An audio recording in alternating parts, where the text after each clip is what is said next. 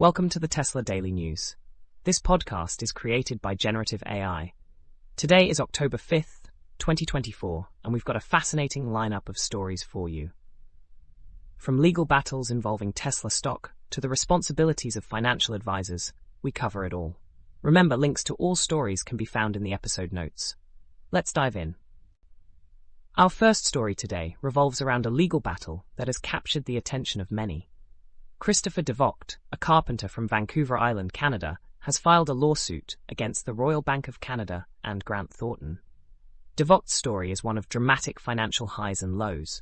He managed to turn a modest investment of $88,000 into a staggering $415 million by trading options on Tesla stock over a span of 2 years.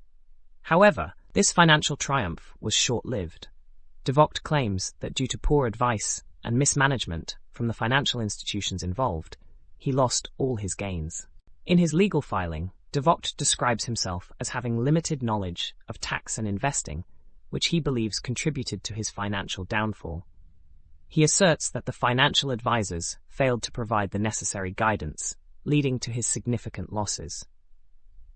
This lawsuit brings to light the inherent risks associated with day trading and the potential consequences of receiving inadequate financial advice. The case raises important questions about the responsibilities of financial institutions when advising clients, especially those with limited experience in trading. The outcome of this lawsuit could have far-reaching implications for how financial advisors manage and communicate risks to their clients. As the case progresses through the legal system, we can expect further developments and insights into the responsibilities of financial advisors. That's all for today's episode of the Tesla Daily News.